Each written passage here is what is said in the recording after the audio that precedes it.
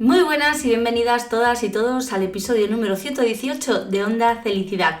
Hoy viajamos hasta Asturias, patria querida, hasta mi maravillosa tierra, para entrevistar al doctor Jiménez Treviño, conocido también como Spiderman. El doctor Jiménez Treviño es pediatra digestivo en el Hospital Universitario Central de Asturias, pero de vez en cuando deja la bata, se pone el traje de Spiderman para hacer visitas a los pequeños que tienen en la planta de ingresos. Vamos a hablar sobre diagnóstico de enfermedad celíaca, sobre prueba de provocación, grupos de riesgo y también vamos a hablar de esa faceta suya tan importante. Doctor Jiménez Treviño, bienvenido y muchas gracias por estar aquí. Bueno, gracias a vosotros por invitarme y nada, efectivamente, a mí se me conoce más por el tema de Spider-Man y entonces la parte de digestivo infantil, digamos, que es a lo que me dedico desde hace ya muchos años, pues está un poco más olvidada, digamos, por lo menos en los medios. Uh-huh. Sí, bueno, al final es muy mediático, efectivamente, ver cómo un médico del UCA acaba su guardia, se pone el disfraz de Spiderman y pasa por las habitaciones del hospital, concretamente, obviamente, de pediatría, a ver a esos niños, a ver a esos chicos. ¿Cómo surgió esto? Bueno, yo soy un friki, eso es lo primero. Soy un friki, entonces ese es el punto primero importante de esta historia, porque si no fuera friki no habría esta historia. Entonces yo soy un friki de Spider-Man, de Star Wars, bueno, de muchas cosas, ¿no? Y entonces yo, estando en el hospital ya de pediatra, eh, veo cómo las visitas que hacen la Legión 501 es un grupo de aficionados a Star Wars que nos caracterizamos, digamos, de personajes de Star Wars, en este caso del Imperio, y con trajes muy chulos, digamos, que son prácticamente calcados a las películas. Y yo veo que la reacción que tienen los niños en las visitas de los personajes de Star Wars, ¿no? Y entonces, que claro, se lo creen, los que están en la edad, digamos, se lo creen y dicen, joder, me está visitando Darth Vader o me está visitando aquí un trooper. Y entonces yo digo, jolín, pues yo quiero hacer esto. Yo ahora son 35 años o más leyendo cómics de Spider-Man y entonces he visto todos los cómics, todas las pelis las he visto, tal. Y entonces digo, pues yo quiero hacer lo mismo, pero con Spider-Man, ¿no? Y entonces de ahí surge, ¿no? Y entonces compré un primer traje así que era un poco más cutre, digamos, y ya con ese traje ves que los niños se lo creen y están, wow, emocionados de que se está visitando Spider-Man y entonces, claro, eso a ti te estimula, digamos, a ir mejorando poco a poco, ¿no? Y entonces ahora ya tengo ya un montaje muy, muy elaborado. Sí, la verdad es que además se ve en tus redes el cariño que te dan esos niños, la ilusión que les hace y las relaciones que se crean también en un largo plazo, no es solo el rato que vas a verles. Claro, yo me dedico muy especialmente a los niños que pasan mucho tiempo en el hospital, ¿no? Y que normalmente son los niños que tienen problemas oncológicos. Entonces, o sea, los niños con cáncer que conocen a Spider-Man, pues luego, si tú ves que le gusta que le visite Spider-Man, pues repites y repites. Y entonces ellos están encantados porque son amigos de Spider-Man y claro, generas al final un vínculo bilateral, claro. A mí también me gusta ir a verlos porque sabes que les hace mucha ilusión, te dan abrazos, están encantados de que vengas, les cambia la cara y entonces, claro, a ti eso te genera mucha energía positiva, digamos, y entonces eso pues engancha, ¿no? Engancha el que niños que están enfermos, que están en días malos, pues tengan ganas de que vayas allí a visitarles y de estar un rato contigo y que les cambies el día porque les visitaste, ¿no? Entonces, claro, eso está muy guay.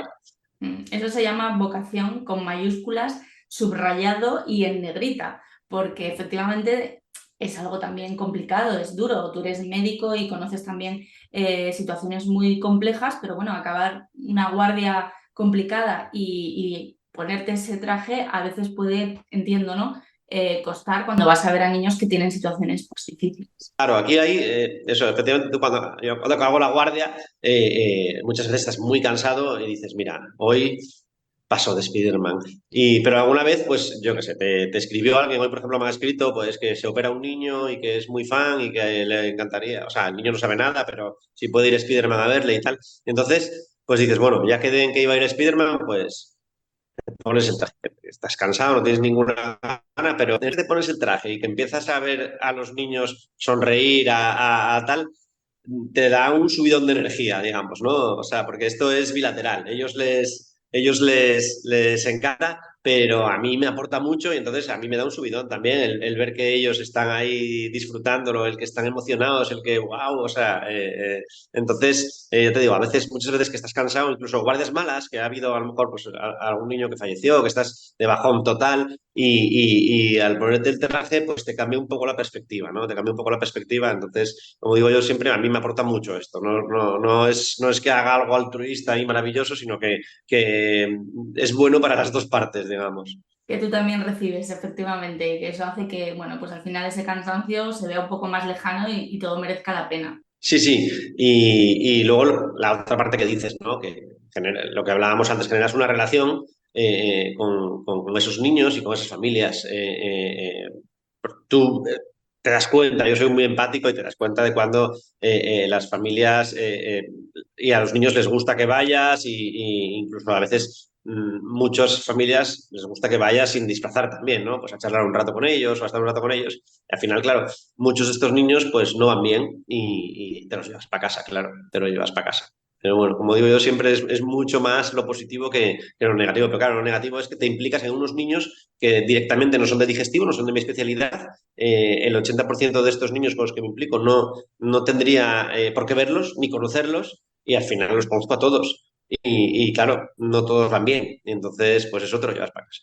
Bueno, entiendo que eso va también con la profesión. Al final estáis acostumbrados en unas especialidades más que en otras, ¿no? A ver situaciones complicadas, pero efectivamente vuelvo al tema de la vocación. No todo el mundo lo puede hacer y no todo el mundo pues decide dedicar parte de su tiempo libre que ya puede ir a descansar a decir, bueno, voy a estar con estos niños, que aunque también sea bueno para ti, a ellos les estás ofreciendo mucho. Siempre hablamos de la importancia que tiene el estado de ánimo en la recuperación. Obviamente no todo es estado de ánimo, la medicina tiene que hacer su papel y los tratamientos, pero entiendo que, bueno, pues que es esas sorpresas, esa alegría, esa ilusión de decir, pero si está Spiderman en mi habitación, ¿cómo es esto posible, no? También ayuda mucho y es lo que hablamos siempre, que se nos llena mucho la boca a los periodistas, ¿no? Hablando de la humanización, de la medicina, pero luego llevarlo a la práctica es realmente complejo. Claro, yo respecto al tema de la humanización, aquí hay dos cosas, a mi juicio. Está por un lado lo que es la humanización en la consulta del día a día, que yo creo que es la más importante. O sea, como dices, se nos llena la boca hablando de humanización y luego te encuentras, tú vas a la consulta a lo mejor de un especialista que llevas meses esperando por su consulta y te encuentras a un señor que a lo mejor no te mira la cara, que está tecleando, mirando el ordenador, que a lo mejor incluso te mira a qué demonios vienes aquí, si... Y eso es algo que tendríamos que cambiar, digamos, ¿no?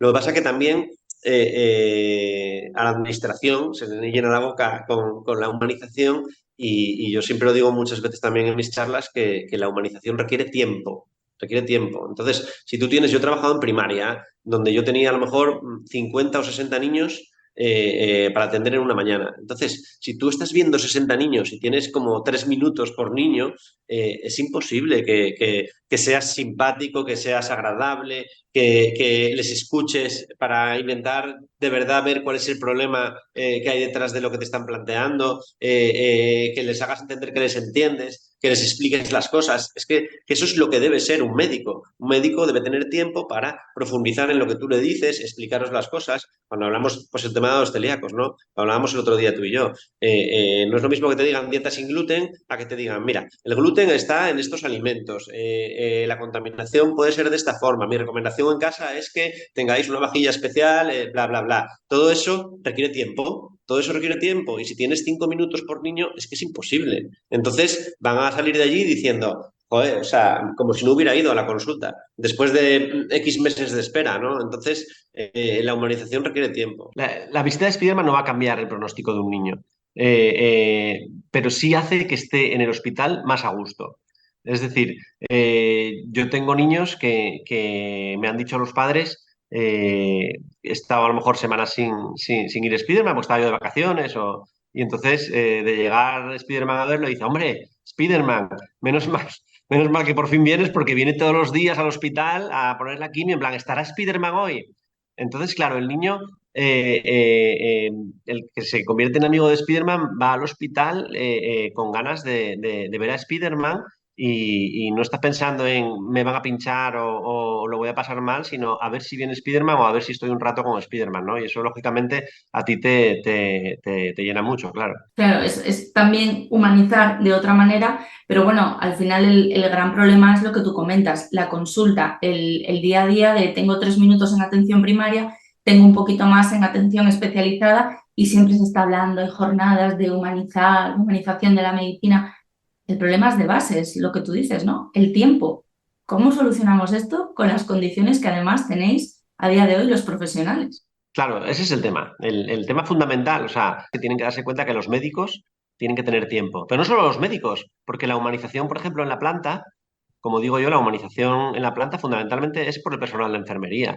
Es decir, entonces que tú estés en la planta ingresado y la enfermera sea amable, la enfermera te trate bien, los TKs también, de- todo el mundo va a ser más amable si no está sobrecargado de trabajo. Si tú tienes enfermeras, que tienes dos enfermeras para 30 pacientes, es muy difícil y en pediatría lo hacen muy bien. O sea, la verdad es que la enfermería de pediatría es también especial porque tratan a los niños con mucho tacto y tienen mucho cuidado y sobre todo los niños más crónicos, digamos, ¿no? Pero aún así, si tú tienes 30 niños a tu cargo y tienes una noche mala, es que es difícil que puedas estar con la sonrisa y ser majo y qué tal todo y no sé qué, porque no te da la vida. Entonces, eso es algo fundamental. Pero claro, eso requiere dinero. Eso requiere dinero porque tienes que contratar a más gente y entonces es complicado. Es complicado porque el dinero no es infinito, claro. Es que además exigimos a los profesionales de la salud cosas que no exigimos a otros profesionales. Quiero decir, cualquier persona que tiene un trabajo, si no ha descansado bien o si está sobrecargado, no va a funcionar exactamente igual y no va a ir a trabajar con una sonrisa en la boca. Pues al final es un poco lo mismo. Obviamente es un trabajo donde la parte humana es muy importante, pero es que, claro, no sé si conoces a la doctora Sánchez Claros, que a veces ella trabaja en atención primaria y sube las listas, el número de pacientes que tiene en una mañana. Y ahí te encuentras con todo y dice ella, el que viene por algo que es más de carácter agudo todavía, pero el que viene por un tema crónico es que es imposible. Al final estamos muy enfocados a momentos de, o sea, enfermedad aguda y todo el tema crónico es mucho más complejo, pero es que la culpa no es vuestra, es el sistema que está como está. Sí, sí, yo lo veo también en la consulta mía, ¿no? Los médicos de atención primaria, yo cuando estuve en primaria, efectivamente, tienes a lo mejor 40 agudos, entre comillas, de fiebre, mocos, catarro, vómitos, lo que sea, y entonces efectivamente el crónico a veces llega un momento que dices, mira, arriba en el hospital que están más desahogados, y es la realidad. Yo tengo más tiempo para ver a los pacientes que lo que tiene el médico de atención primaria, ¿no? Entonces, a veces pues es que no les da, no les da. Como para encima intentar ser empático, simpático, tal, es muy complicado, es muy complicado. Es un tema muy complejo y que requiere un cambio brutal desde arriba en las administraciones, ¿no? Mm. Además es que se están viviendo situaciones y lo denuncian los colegios profesionales, ¿no? Todo el tema de la violencia contra los sanitarios, se nos está yendo un poco de las manos todo esto y al final es que, claro, estamos hablando de lo más importante que tenemos, que es la salud. Hay que ponerse siempre en los dos lados, ¿no? Claro. Yo siempre me pongo en los dos lados, ¿no? De hecho, yo estoy en una página de Facebook que se llama Quejas de Luca, que son quejas de mi hospital, para ponerme un poco también, ver lo que sienten los pacientes, digamos, ¿no? Y a veces es brutal, ¿no? Pues a veces, pues por las listas de espera, o a veces que efectivamente te encuentras con profesionales que, que están ya quemados o la razón que sea y que no es lo que debería ser un médico, digamos, ¿no? O una enfermera también, que pasa muchas veces, Sí.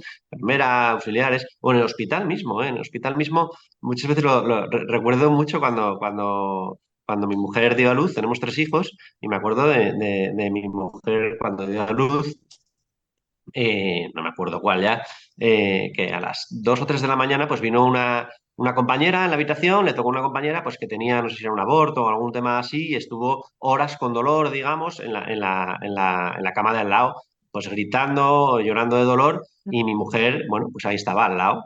sin descansar, lógicamente, ¿no? Y entonces a las 6 de la mañana o así, pues llevaron a esta chica a operar y mi mujer pudo dormir algo. Y a las 7 de la mañana llegó en este caso, pues una TKE que levanta la persiana y dice, venga, que son las 7 a levantarse todo el mundo, que esto no es un hotel.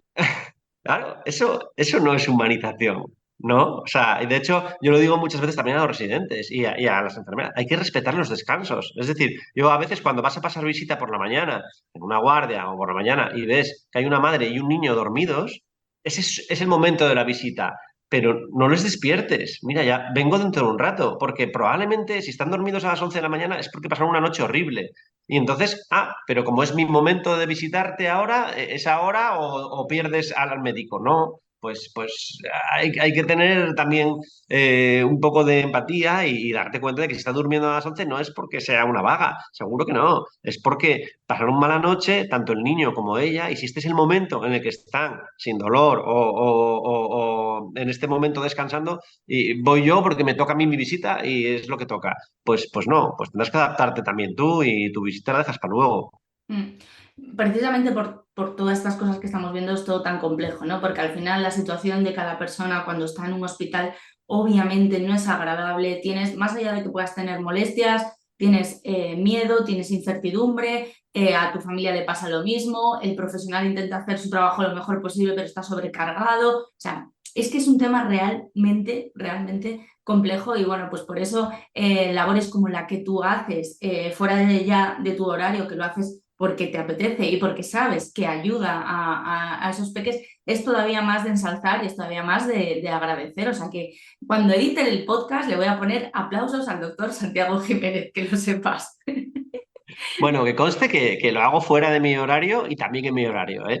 Quiero decir que también utilizo tiempo de mi horario. Los días que tengo consulta, no, es imposible que aparezca Spiderman, pero los días que no tengo consulta, pues sí que a veces sacas el hueco, porque estás entre una endoscopia a lo mejor y la visita a la planta y no sé qué, pues aprovechas y te cambias. Pues lo que viste antes, ¿no? Que viene uno de la que estoy pasando la planta, te viene una enfermera, que son mis contactos, digamos. Hoy hay un niño ahí que tiene un montón de muñecos de Spiderman, o hay un niño ahí, está ingresado que es amigo de Spiderman, y a lo mejor yo no lo sabía que estaba ingresado, digamos, ¿no? Y entonces, pues, y estoy pasando la planta, pues cuando acabo de pasar la planta y antes de bajar a no sé dónde, pues te pones el traje 5 minutos, vas para allá y ya está, y no cuesta nada tampoco.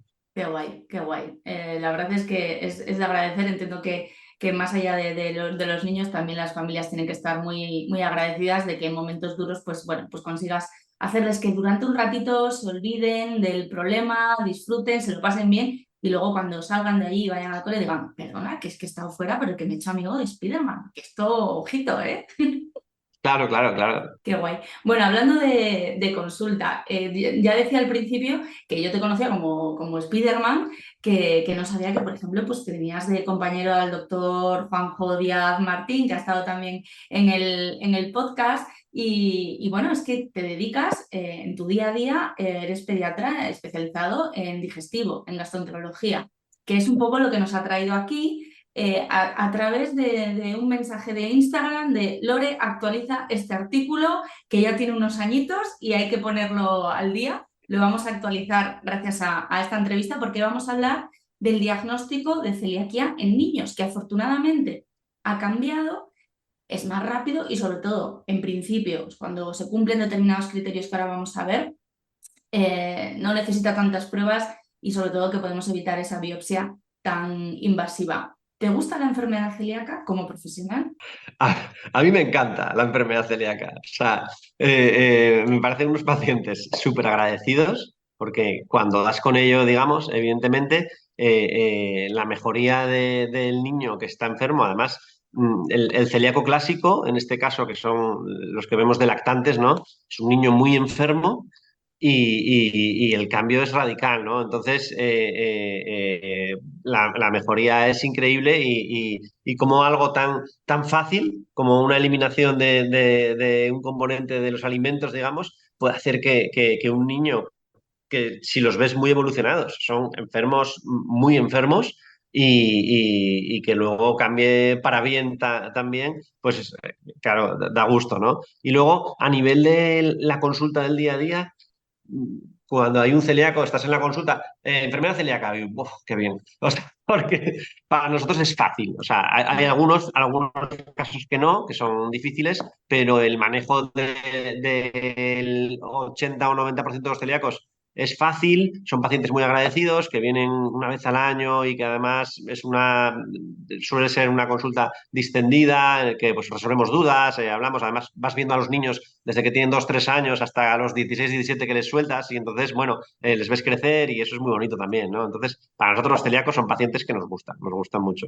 Yo siempre digo que los grandes expertos de manera tradicional en celiaquía sois los pediatras, porque durante muchos años, bueno, pues era cuando parecía, ¿no?, que se diagnosticaba más en etapa infantil. Yo me acuerdo bueno, que mi diagnóstico tardó en llegar, llegó a los 14 años y me decía uno de los pediatras que me había visto, es que normalmente debuta antes la celiaquía, ahora sabemos que puede debutar en cualquier momento de la vida, pero vosotros estáis ya más acostumbrados y hay profesionales que te dicen, es que en cuanto ves ciertas cositas dices, vamos a pedir unos anticuerpos, no vaya a ser. ¿Cuáles son esas cositas que os hacen sospechar de que puede haber una celiaquía en bebés, en niños muy pequeños? A ver, mira, con esto que dices, tú fíjate que todo niño de la consulta de digestivo es celíaco hasta que se demuestre lo contrario. ¿Cuáles son los síntomas de...? Es que cualquier síntoma puede ser enfermedad celíaca, pero fundamentalmente a nivel digestivo cualquier síntoma. Tenemos niños, por eso, el celiaco clásico, que es el niño que no gana peso bien, que está desnutrido, que tiene la barriga, ¿no?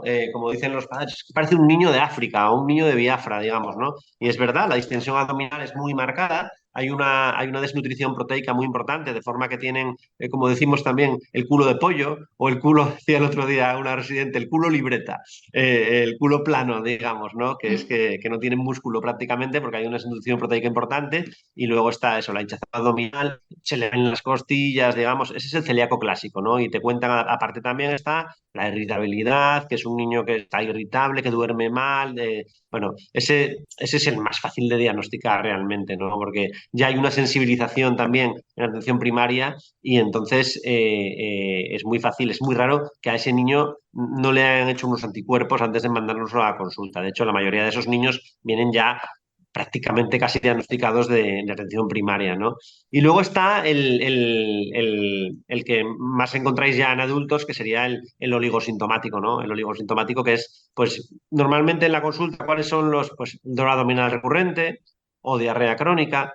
Pero luego una anemia a estudio, también tallas bajas, en el estudio de talla baja, en los niños bajitos, en el primer escalón en el estudio de talla baja está los anticuerpos de enfermedad celíaca, digamos, ¿no? Porque es algo frecuente, puede dar talla baja sin que haya,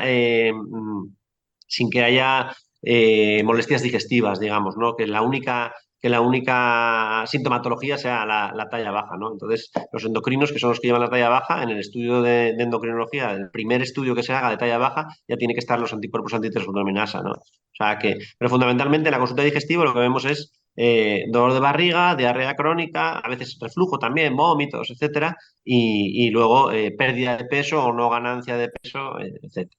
Eso es lo más habitual. Sí, estabas comentando, yo estaba diciendo la historia de mi vida. Así fui yo hasta los 14 años totalmente, pero sí que es verdad que es quitar el gluten y la mejoría, es que es prácticamente en cuestión de días empiezas a notar mejor, a notarte mejor. No es verdad, o sea, no es que te recuperes al 100% en cuestión de 3 días, pero empiezas a notar esa mejoría.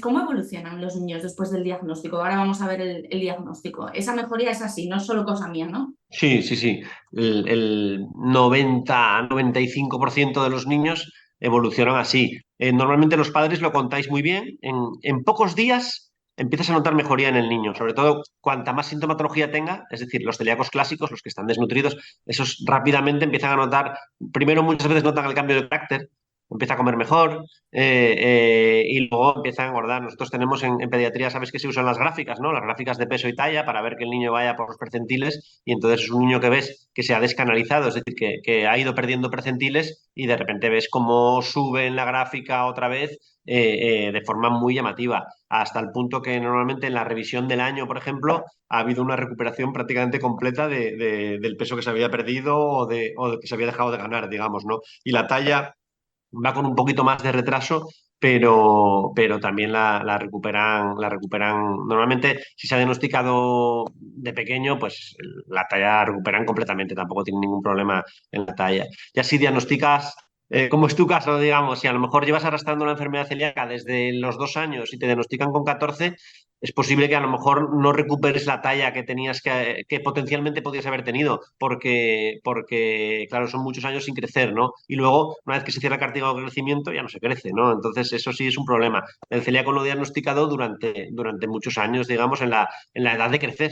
Claro, yo la talla no, ya te digo que no la recuperé, me quedé en mi 1,58 m, que ni tan mal, pero bueno, efectivamente seguro que tiene que ver con esa celiaquía que, bueno, que tardó, que al año y medio ya hay fotos mías de lo que tú describes, ¿no? Con esa tripa, con esas costillas, ese culo carpeta que ahí no había nada. Y bueno, tardó en llegar el diagnóstico, llegó y a día de hoy, que yo siempre lo cuento, a día de hoy estoy bien, o sea, que no hay que pensar en la celiaquía como es que es una condena, no, es una enfermedad autoinmune que nos ha tocado, ya está, que con una dieta sin gluten, que podemos hacer todo lo saludable que queramos, podemos tener una vida totalmente normal. Me estaba acordando ahora cuando decías que los pacientes que éramos agradecidos, que rápidamente recuperamos y tal, un colega tuyo de Argentina, el doctor Cueto Rúa, que es como el padre de la celiaquía allí, está ya jubilado, tiene un libro sobre enfermedad celíaca y una de las cosas que cuenta al principio del libro es si una persona cuando entra en la consulta de digestivo, después de que le hagan 40.000 pruebas, sale con el diagnóstico de enfermedad celíaca, es lo mejor que le puede pasar a esa persona. Después de todas esas pruebas, que el diagnóstico sea ese, ¿no? Mira, yo lo tengo clarísimo también. O sea, yo siempre lo digo muchas veces yo, si tengo que elegir una enfermedad, a mí que me den la celíaca. O sea, yo si tengo que tener una enfermedad crónica, elegiría la enfermedad celíaca. Y me acuerdo también, eso se lo planteé yo a una madre. Mira, vi una vez una niña que tenía 13 años ya. Me mandaron, la verdad es que fue un desastre.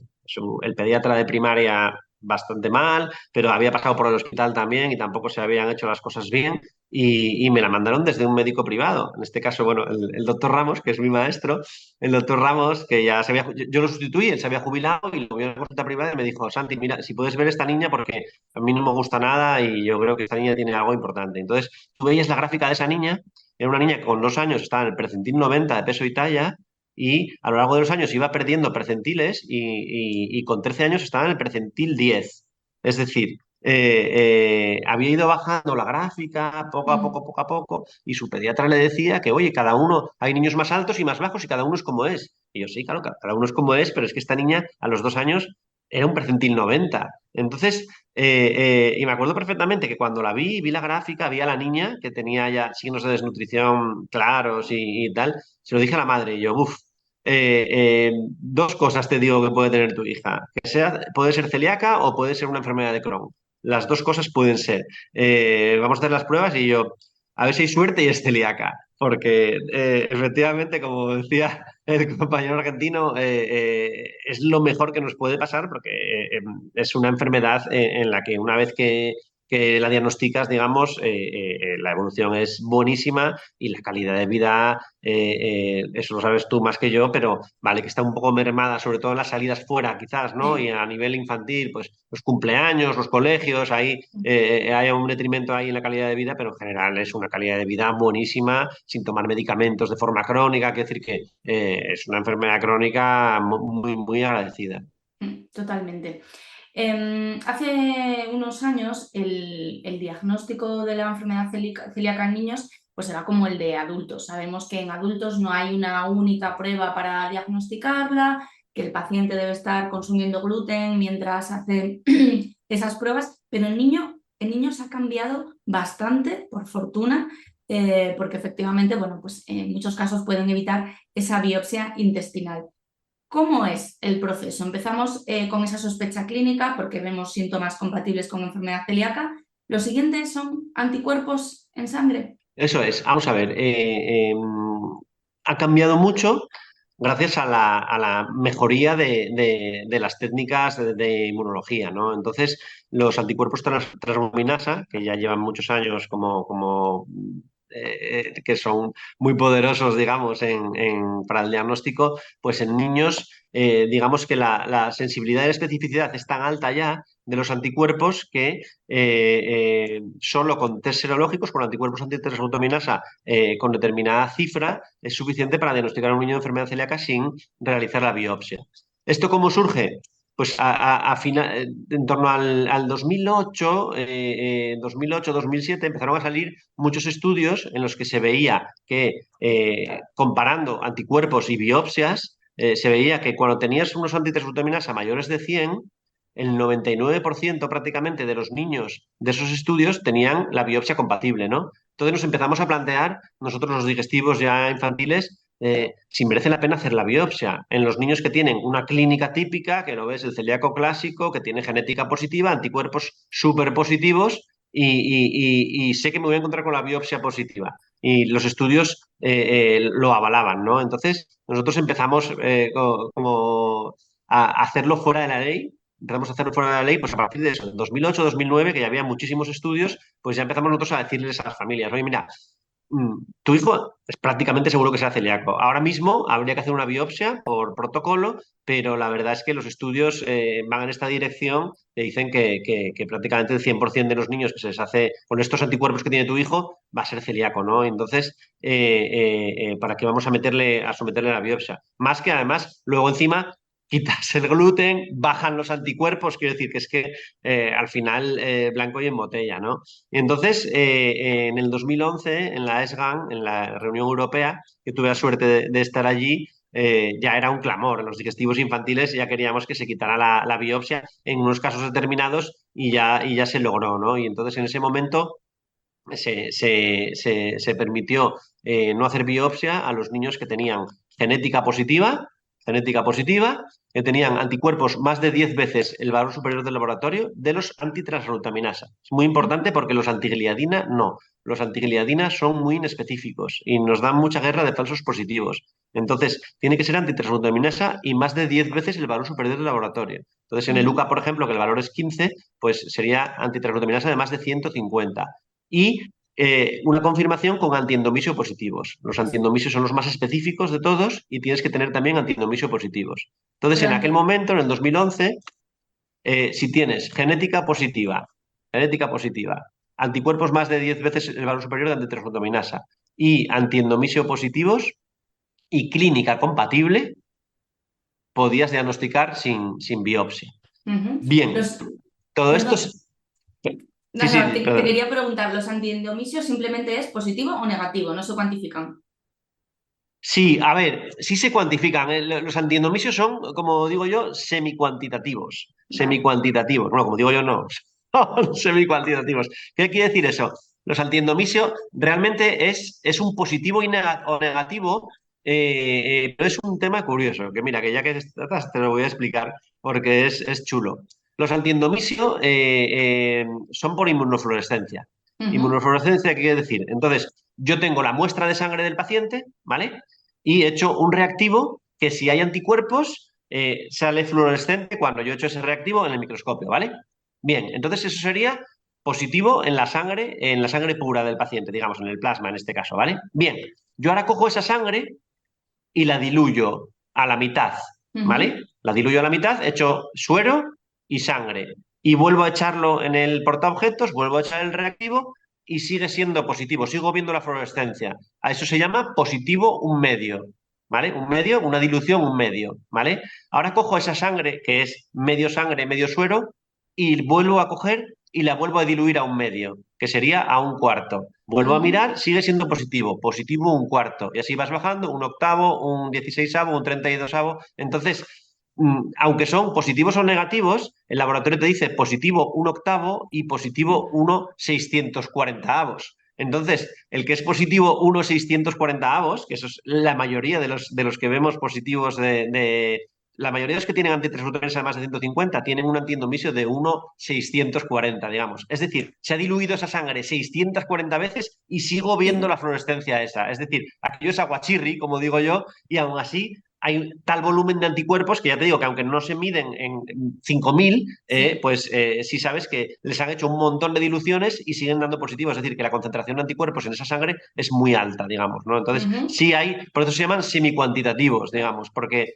es positivo o negativo, pero sí tienes una forma de aproximar si es poca cantidad de anticuerpos o mucha. Ujú.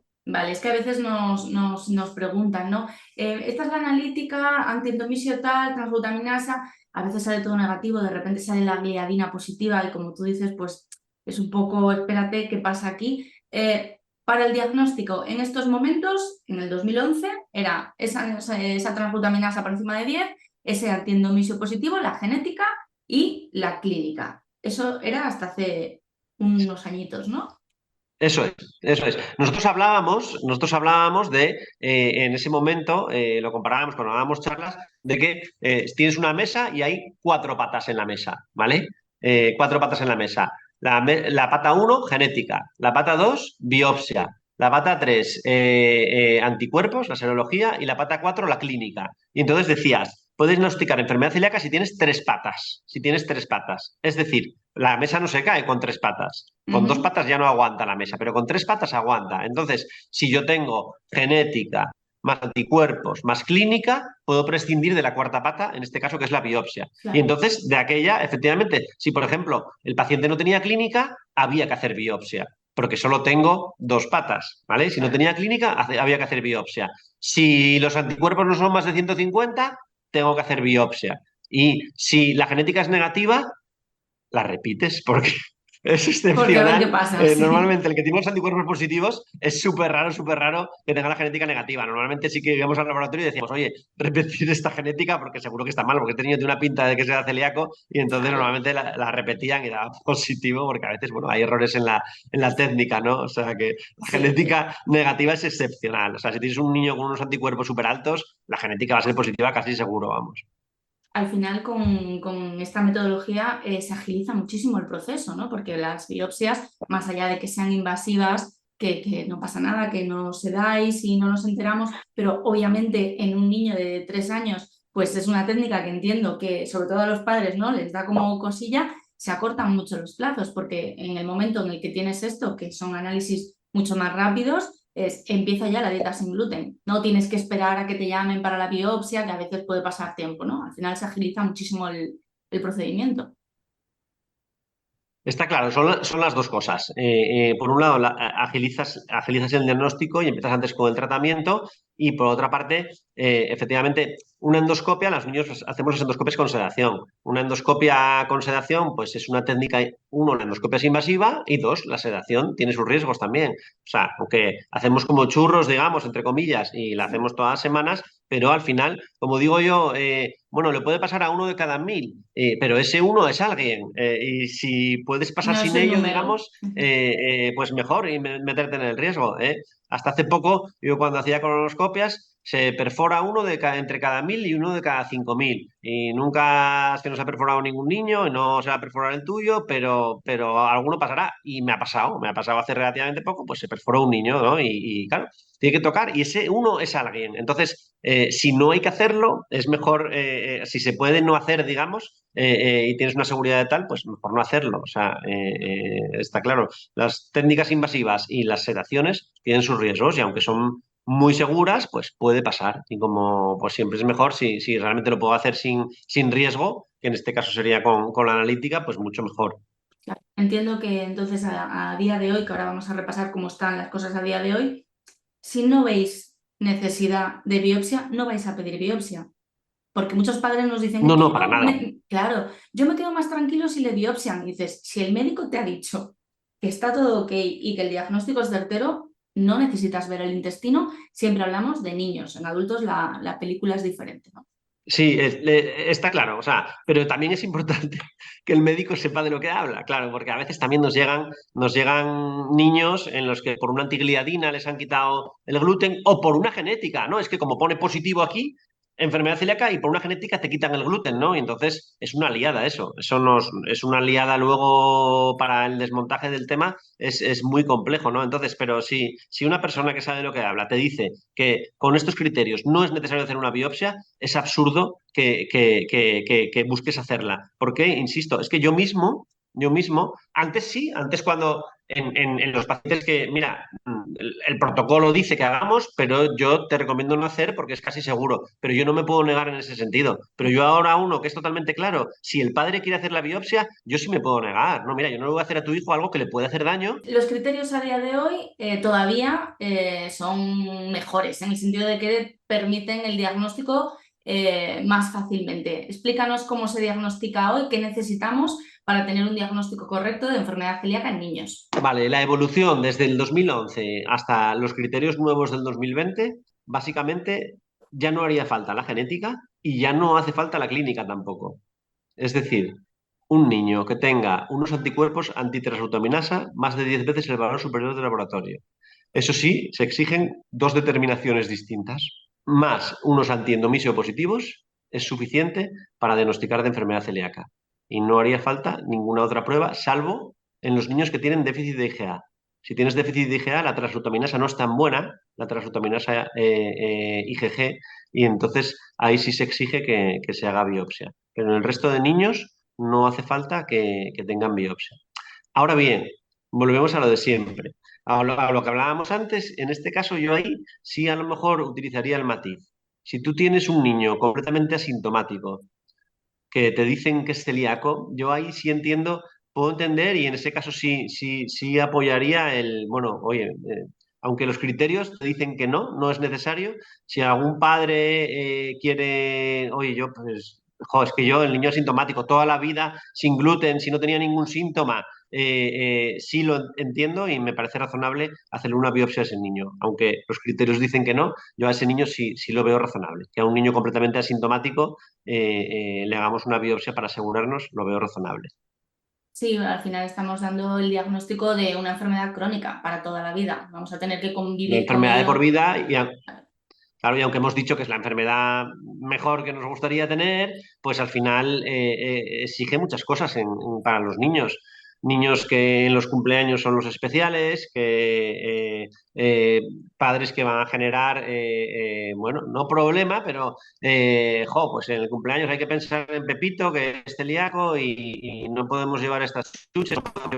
Entiendo que a estos niños que son asintomáticos, el diagnóstico o esas pruebas, esos anticuerpos que se hacen en sangre, les llega quizás por pertenencia a grupos de riesgo, por tener otras patologías que puedan estar asociadas, ¿no? Sí, los niños asintomáticos normalmente, lógicamente, se les hace la analítica porque son un grupo de riesgo. Los grupos de riesgo más frecuentes que vemos en pediatría son los familiares de primer grado, normalmente han diagnosticado al hermano o se ha diagnosticado al padre o a la madre y entonces se hace el estudio en el niño. Y luego están las enfermedades que se asocian, digamos. La más frecuente que vemos es la diabetes. Un niño que se diagnostica de diabetes insulino dependiente pues en el chequeo inicial después del diagnóstico pues está la búsqueda activa de enfermedad celíaca. Entonces nos encontramos a niños que son diabéticos y que tienen los anticuerpos muy positivos sospechando celiaquía.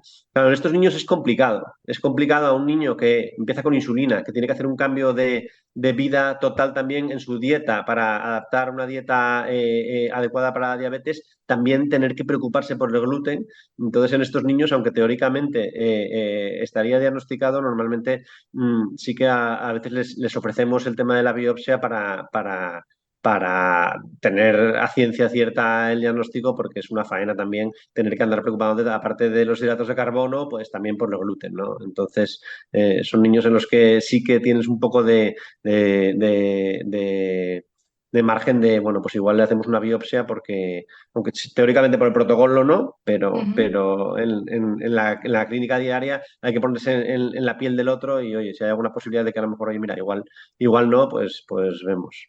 Claro, entiendo que además muchas veces pensamos, ¿no? que las enfermedades que se asocian a celiaquía pues aparecen porque hay una larga evolución, pues un Hashimoto, obviamente la diabetes no, porque en este caso hablamos de diabetes que es infantil, ¿no? Pero hablamos pues eso, de otras enfermedades de carácter autoinmune, pero también se ven en edad pediátrica. Esto no lo podemos olvidar y de hecho ahí están esos grupos de riesgos de los que muchas veces se sacan pacientes que tienen una celiaquía que no está diagnosticada. Claro, ese es el tema. Los grupos de riesgo concretos específicos normalmente ya saben que lo tienen que mirar. Por ejemplo, en el síndrome de Down, el protocolo de síndrome de Down a nivel nacional ya te pide a determinada edad pues solicitar dentro del chequeo, digamos, analítico que se hace a los niños con síndrome de Down, pues también está el buscar la enfermedad celíaca, ¿no? Entonces, hay una serie de enfermedades que se asocian, digamos, y que tienen una asociación tan fuerte que se busca. Y esos son los que vas a tener asintomáticos, digamos, ¿no? Claro. Y a veces luego, cuando rebuscas, un poco no son tan asintomáticos, ¿no? A veces, efectivamente, una vez que sale la liebre, bueno, pues, hombre, sí que la barriga le duele con frecuencia o te encuentras pues que tenían una anemia inexplicada o tenían alguna otra cosa y realmente no eran tan asintomáticos, sino que eran oligosintomáticos, ¿no? Pero bueno, es cierto que hay niños que son completamente asintomáticos y en esos niños, aunque si el protocolo te dice que no hace falta, sí que muchas veces se lo ofrecemos a los padres, mira, es prácticamente seguro que tal, pero si quieres, hoy nos aseguramos. Así como en el niño que tiene clínica clara y anticuerpos claros, yo no le haría una biopsia en ningún momento. En los niños completamente asintomáticos, la verdad es que entiendes, digamos que lo discutimos con los padres ese tema. Normal, sí, porque además yo pienso en una persona que no tiene síntomas, de repente un cambio tan brutal de vida como supone, sobre todo al inicio, ¿no? Porque luego te acostumbras, pero retirar el gluten al 100% de tu alimentación. Y ya no solo eso, sino que también es un marcador a tener en cuenta de cara al seguimiento, que cuando alguien es muy sintomático, pues va a la consulta y qué tal vas de tus diarreas, qué tal vas de tu tal. En este caso es más complicado, más allá de, obviamente, ir comprobando cómo van esos anticuerpos. Pero imagino que la noticia cuando se la dices a sus padres es, tu niño está perfecto, así a primera vista, pero tiene que comer sin gluten. Pues igual si ves que el intestino está dañado, es cuando te conciencias un poquito más, ¿no? Claro, y aparte el propio niño, si es mayor, y sus padres, la concienciación de la enfermedad es de otra forma. Es decir, el niño asintomático que de repente le dicen que tienes que comer sin gluten, porque lo digo yo, porque salió en un análisis de sangre, no es lo mismo el cumplimiento de la dieta que si tienes más por encima. Y los propios padres a veces, pues a lo mejor levantan más la mano porque, bueno, sí, total no pasa nada, ¿sabes? Eso sí lo ves a veces, ¿no? Supongo que en adultos es más frecuente en los celíacos asintomáticos, pues que levantan la mano mucho, seguro, y no hacen bien las cosas, ¿no? Porque claro, si no pasa nada, pues ¿qué va a pasar, no? Claro, Claro. yo esto lo veo mucho también en los celíacos adolescentes, ¿no? Entonces, como les digo yo les doy la charla, cuando son adolescentes les doy una charla de la enfermedad celíaca, digamos, para ver qué es lo que saben ya ellos, digamos, ¿no? Les pregunto, os hago un pequeño examen y luego les doy la charla, ¿no? De que, claro, dentro de los pacientes celíacos, que es una cosa que a mí me llama la atención y que yo supongo que en el futuro a lo mejor son dos enfermedades distintas y se descubrirán otras cosas, ¿no? Pero a mí me parece una cosa fascinante que pueda haber pacientes que detecten la mínima traza de gluten y se pongan malos, y son los que llamo yo los detectores de gluten, y esos no son un problema para el seguimiento. ¿Por qué? Porque van a cumplir a rajatabla. El problema es el adolescente asintomático. Entonces yo se lo explico yo. Es posible que a lo mejor tú un día, sin querer o queriendo, porque estás hasta el gorro de ser celíaco, y dices, voy a probar, porque la adolescencia es una edad de rebeldía, y entonces dices, voy a probar y me como un trozo de pizza. Y resulta que no pasa nada. Y entonces no pasa nada y tú dices, a lo mejor se equivocó aquel y yo no soy celíaco. Voy a probar mañana otra vez. No pasa nada. Entonces, yo me gusta mucho cuando a partir de los 11 años o así se lo explico esto y les doy la vara todos los años con la misma historia. Que no te pase nada no quiere decir que no seas celíaco y te va a pasar porque el cuerpo va a reaccionar y te va a pasar a largo plazo y puedes tener problemas incluso mayores por estar tomando gluten. Entonces, se lo explico muy bien porque es difícil de entender que si a ti no te pasa nada, esté pasando algo por dentro, ¿sabes? Entonces, en la adolescencia, digamos que es la edad en la que más dudas hay, digamos, sobre todo si eres asintomático, pues recalcamos mucho este tema.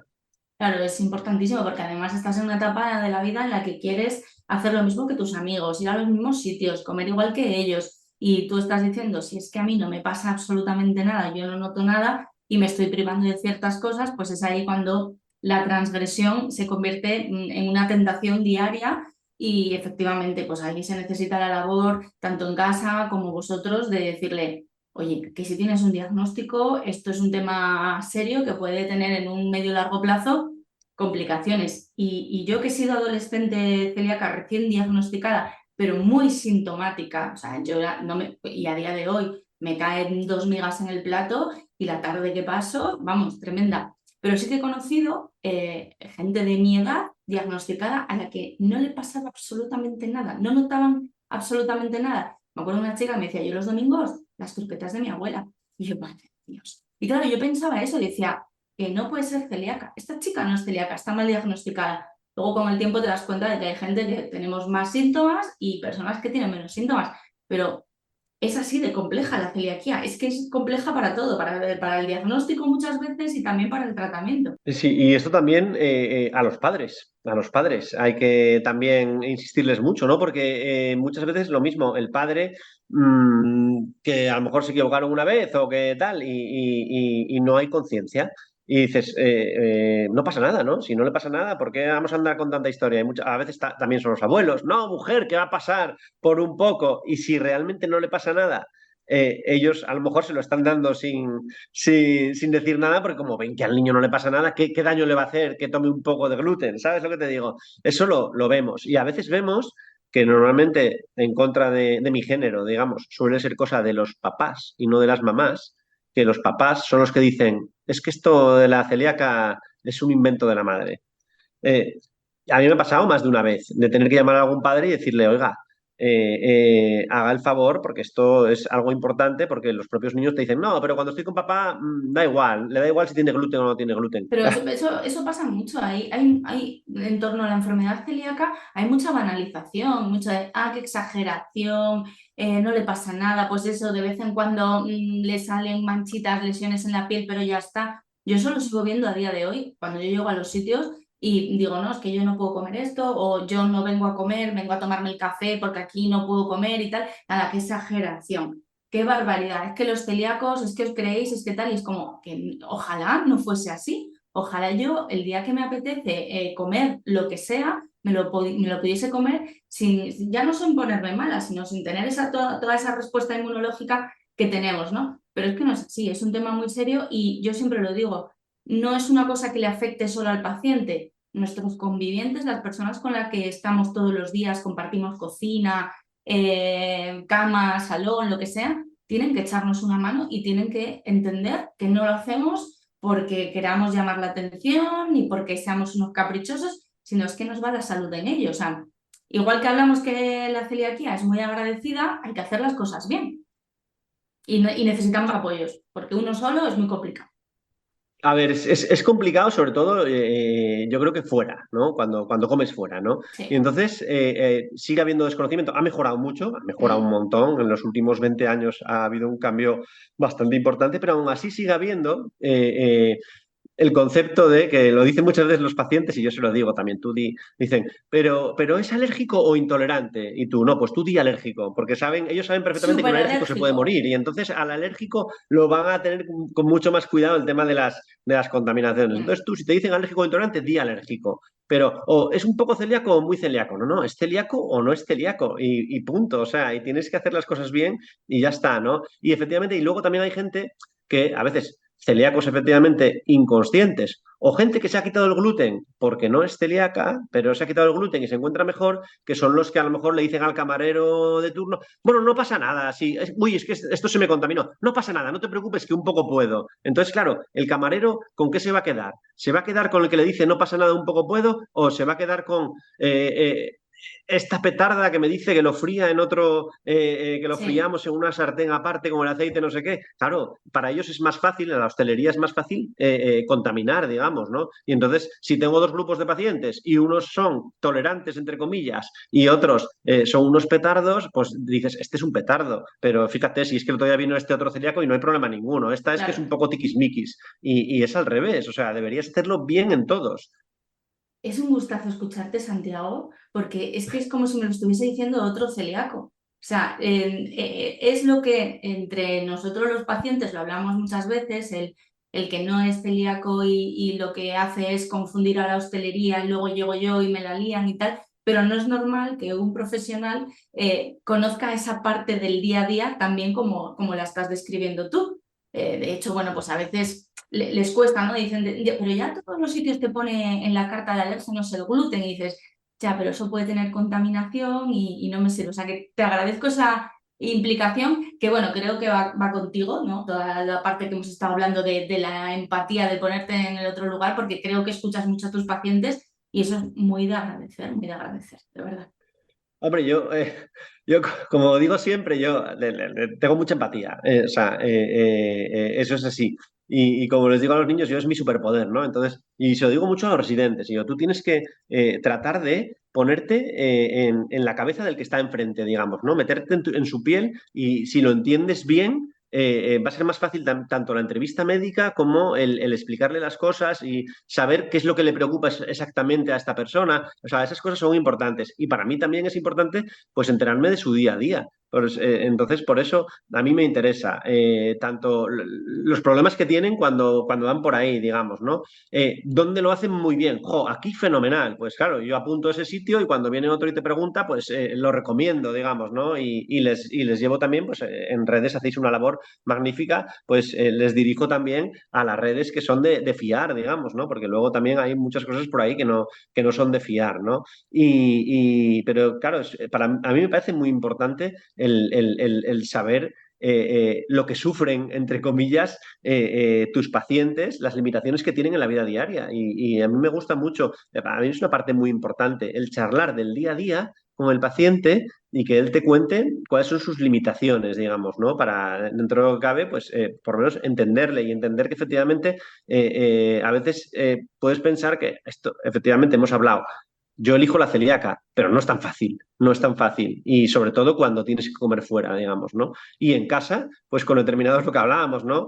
Muy difícil los abuelos o otros familiares o amigos, joder, que un poco. Ya, yo me acuerdo, a mí me ayudó también, yo tengo un sobrino celíaco. Diagnostiqué al hijo de mi hermano de enfermedad celíaca, que además me dio guerra el tema, porque la primera vez que vino a mí, y yo, uff, es celíaco seguro, y le hice todo y todo normal. Y yo, joder, todo normal, si es que parecía celíaco. O sea, quiero decir que lo veías, la barriga, un lactante, la diarrea crónica, el tal, y todas las pruebas normales, todo completamente normal. Y yo, bueno, nada, no es, no es. O sea, quiero decir que no hay tu tía, Sí, vamos a no, vigilarlo claro. y tal. Y unos meses después, que persistía la historia, lo repetimos. Y lo repetimos y ya estaba todo, pero una anemia, había perdido 3 puntos de hemoglobina, el hierro por los suelos, los anticuerpos más de 2000. O sea, una Buah. auténtica, y es que igual lo pillé muy pronto cuando Pero ya dice la primera, lo digamos. estabas viendo, eso es que es muy Claro, importante y también. eso es. Y eso es otra cosa también a saber, que se lo digo muchas veces también a los propios pacientes, o a niños que vienen a la consulta. Y yo, los anticuerpos son una fotografía de un momento concreto. Es decir, si yo ahora te hago las pruebas y tú no eres celíaco, yo te puedo decir que no eres celíaco ahora. Hoy, No eres celíaco ahora, pero a lo mejor dentro de un año lo eres. O sea que eso hay que tenerlo en cuenta, digamos, es importante porque es un proceso dinámico. Porque muchas veces te vienen a la consulta, no, no, es que como ya le descartaron celiaquía hace 5 años, ya dijo el pediatra que no podía ser porque ya se le miró en su momento. Y no, se le miró en su momento y no lo era, pero ahora hay una circunstancia distinta y a lo mejor ahora sí es culpa de una enfermedad celíaca que aunque se mirara en aquel momento no lo era y a lo mejor ahora sí lo es. O sea que es muy qué, importante explicar qué- eso. Es una fotografía de un momento concreto. Entonces, claro. que no eres celíaco en este momento, no lo eres. Ahora sí, en el momento en que te diagnostican de celíaco, ya eso sí que es para siempre. Eso Es es que importante es también. importantísimo este mensaje, porque lo veo todos los días. Gente que dice, oye Lore, recomiéndame a alguien que me mire temas de SIBO, intolerancias, porque la celiaquía me la descartaron hace 4 años. ¿Y ahora? ¿Te has hecho las pruebas? No, no, pues que me dijo el médico que ya está, que la biopsia era negativa. Yo, ya, pero la biopsia de hace 4 años también es una fotografía de hace 4 años.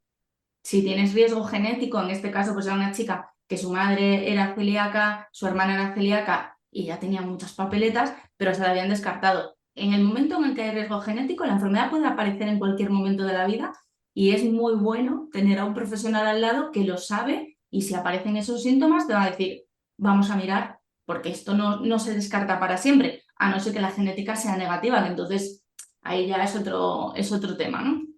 No, con la genética negativa, algún paciente hay, pero eso es ya muy raro, digamos, ¿no? La genética, de hecho, es, ese es el tema de la genética, ¿no? Muchas veces y que muchos profesionales no lo ven. En cuanto ven lo que te decía antes, ¿no? En cuanto ves positivo, dices, uy, es celíaco y tal. Y incluso a veces les quitan el gluten, ¿no? La genética lo que tiene muy bueno es el valor predictivo negativo. Es decir, el valor predictivo negativo es ¿qué capacidad tienes de ser celíaco si la genética es negativa? Prácticamente imposible. No es imposible, porque en medicina no hay nada imposible, pero es muy, muy, muy poco probable. Y la genética positiva, pues lógicamente le da la potencialidad de serlo, pero en la gran mayoría de los pacientes que tienen genética positiva no son celíacos, porque la genética positiva la tiene el 30% de la población, pero solo el 1% de la población desarrolla la celiaquía. Es decir, la genética es la potencialidad que tienes de serlo, pero tienes, como digo yo, has comprado papeletas para la lotería, pero habitualmente la lotería no te toca. Entonces a vosotros os ha tocado, en este caso, la lotería esta, pero lo normal es que cuando compras lotería vas con mucha ilusión, pero no te toca. Pero no Entonces te la gran toca. mayoría de la gente que compra papeletas no le toca. Y así es como explico yo la genética. Has comprado papeletas, te puede tocar, pero lo normal es que no te toque. Pero si no compras papeletas, no te va a tocar. Eso es un poco como interpreto yo la genética genética para dummies. Totalmente, es así. Entiendo que si, por ejemplo, familiares de riesgo, ¿vale? Un hermano con celiaquía ya diagnosticada, su hermanito tiene genética de riesgo, pero en ese momento no tiene sintomatología, está todo bien. ¿Se le hace algún tipo de seguimiento por tener ese riesgo incrementado por su hermano y tener genética compatible? Sí, sí. Hay que hacer un seguimiento serológico. Hay que hacer un seguimiento serológico. Eh, em, ¿Por qué? Porque puede desarrollar una celiaquía sintomática y no enterarte. Evidentemente, un hermano de celíaco con genética positiva, lo has descartado, insisto, la fotografía. Pero a lo mejor, si ese niño, siempre se lo decimos, nosotros normalmente hacemos un control serológico cada 2, 3 años. Cada 2, 3 años unos anticuerpos. Pero si, lógicamente, si en ese intervalo hay clínica, y como les digo yo, a ver, tienes una gastroenteritis, la puede tener cualquiera, pero si esa gastroenteritis dura más de 10 días, o un dolor de barriga que lo puede tener cualquiera infeccioso, pero dura más de un mes, o tal, entonces en ese caso pues hay que mirar la serología para asegurarse. Y si sigue dando la vara y la serología es negativa, pues es un niño que a lo mejor tienes que plantear hacer una biopsia. La celiaquía seronegativa es súper, súper rara en pediatría. Era la siguiente pregunta. En pediatría los niños tienen una inmunogenicidad muy importante, de forma que es muy raro que tengas el celíaco seronegativo. Y de la misma forma también que, por ejemplo, nosotros cuando vemos a niños con antitransaminasa de 20, por ejemplo, un niño con, el límite es 15, pues con 20, en adultos, un adulto con 20 o 25 de antitransglutaminasa casi siempre es un MARS-Ya 3. Sin embargo, en los niños, unos antitransglutaminasa de 20 es un Mars 1 muchas veces, no es tan significativo. Por eso es lo de que sea más de 150, ¿no? Y entonces, por ejemplo, sí que vemos, nos saltamos el protocolo también a veces cuando tú tienes un niño con unos antitransglutaminasa de 40 o 50, por ejemplo, ¿no? 40 o 50, según el protocolo, no es más de 150, biopsia. ¿Qué pasa? Bueno, como 40 o 50 todavía, pero 20, 30, biopsia. A veces hacemos la biopsia y la biopsia no es definitiva. Tienes a lo mejor un Mars 1 y entonces te Vale. quedas un poco, sabes que sí que lo va a ser. Entonces en esos niños muchas veces lo que hacemos es esperar un poco. Si sintomáticamente, si clínicamente no están muy mal, y a veces, muchas veces están bastante bien, o es un estudio familiar, o tienen muy poca sintomatología, pues lo que hacemos es repetimos la serología en unos meses. Y a lo mejor, Claro. y entonces hay algunos de ellos que la serología justo lo pillaste empezando y la serología ahora ya es más de 150 y ya está, ya lo tienes diagnosticado sin tener que hacer la biopsia. Y si ha subido de 20 a 60, tampoco puedes estar eternamente Esperando. mirando serológicamente, pero la biopsia va a ser más significativa porque va a tener más daño intestinal y va a ser más significativa. Y luego hay algunos que no sube nada, ni sube ni baja, en plan 30 y a los 3 meses 35 y vuelvo a repetir y 40. Ese niño no puedes estar esperando eternamente a qué tal, entonces tienes que hacerle la biopsia. Pero sí es cierto que la inmunogenicidad es muy distinta y que niños con anticuerpos superiores a lo normal, digamos, 20, 30, suelen tener una correlación con la biopsia, que suelen tener biopsias bajas, digamos, con Ujú. biopsias a lo mejor no definitorias del todo, y entonces a veces te merece la pena, si son poco Esperar. sintomáticos, esperar un poquito a que pase un poco más de tiempo y que aunque no suban del todo los anticuerpos, pues la biopsia va a ser más definitiva. Porque esos son los niños que vamos a acabar haciendo provocaciones, ¿no? Niños que tenían anticuerpos. Mira, ayer vi uno en la consulta, los celíacos potenciales, ¿no? Anticuerpos positivos, no en cifras muy altas, y biopsia además cero, ¿no? O casi uno, pero no llega y tal, y entonces esos son los niños en los que vas a tener que plantear en el futuro una provocación. O los dejas sin gluten, o sea, los dejas con gluten, que es la otra opción, o si tienen mucha clínica, tú sabes que son celíacos al final, sabes que Claro. seguro que van a ser celíacos, si tienen mucha clínica, al final les tienes, aunque la biopsia no haya dicho lo contrario, les quitas el gluten y mejoran. ¿Qué haces con esos niños? Pues no está diagnosticado del todo de celíaco, pues es el niño que voy a tener que provocar en el futuro. Claro. Me comentabas antes que hablábamos de un caso que la provocación se tiene que hacer, lo recomendable, ¿no? Es hacerlo en un intervalo de edad concreto para no tener problemas con todo el tema de pubertad, crecimiento, etcétera, etcétera, ¿no? Sí, la provocación normalmente en pediatría la hacemos entre los 6 y los 9 años, o 6, 10 años, luego depende de cada caso, pero normalmente es la edad de menos crecimiento de los niños, ¿no? O sea, tienes de lactante, tienen mucho crecimiento, lactante preescolar, y luego tienes en la pubertad, es una edad de mucho crecimiento también. Entonces, para evitar que por culpa de la provocación pueda haber un retraso en el crecimiento, se recomienda hacerla en esta edad, entre los 6 y los 10 años. Luego, aprovechando pues, de la provocación, ¿cómo lo hacemos? Normalmente es en un niño que está sin gluten y que le vamos a provocar, desde luego, en los primeros meses la hacemos en cubierta. Es decir, que el niño no se entere que está metiendo gluten, porque para un niño es muy difícil de entender que yo Claro. te diga, hoy puedes, ahora toma gluten, y luego dentro de 2 meses, no, que digo positivo, ahora no puedes tomar gluten. Es mejor que el niño no sepa nada, que le des el gluten y si desencadenas la enfermedad, luego se lo digas, digamos, ¿vale? Porque además, y se lo digo muchas veces, y yo, meter harina por ahí, digamos, pero que el niño no se entere, no le des unas galletas que tienen gluten Sí. y que diga, jo, pues qué buenas están estas galletas y que luego cuando se lo tengas que quitar, yo quería aquellas galletas y porque, como digo, la adherencia va a ser mejor después si Si no se ha no enterado. eres consciente de haber tomado gluten o desde luego si el gluten que tomaste no era en plan qué bueno está esto. Porque claro, luego eso lo vas a echar de menos. Como digo yo, los celíacos que son celíacos desde muy pequeños, desde los 2 años, 3 años, los celíacos clásicos, transgreden mucho menos porque Claro, no saben lo que es el gluten. Nunca lo han probado, no lo echas de menos. Lo que no conoces no lo echas de menos. claro. Y sin embargo, el celíaco que le quitamos los adultos, como o tú con 14 o niños que se quita con 10 años, sabes perfectamente lo que es el gluten y cuando empiezas a comer sin gluten, echas de menos muchas cosas. Que el niño que no lo ha comido nunca le puede llamar la atención. Puede decir, me apetece probar eso porque veo que a todos les Sí, gusta, pero no lo has probado. Entonces no lo echas tanto de menos como si lo has probado toda la vida y de repente te lo quitan, ¿no? totalmente a los adultos nos pasa mucho. Bueno, a mí no, porque yo recuerdo 4 sabores con gluten. Uno de ellos la empanada y el pan de Cangas, que esos no se me olvidan.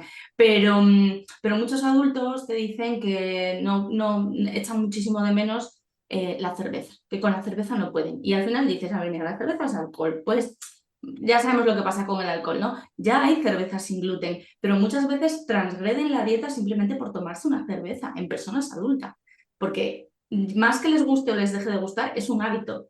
Es un hábito salir y pedir una cerveza con su tortillita de patata o tal, ¿no?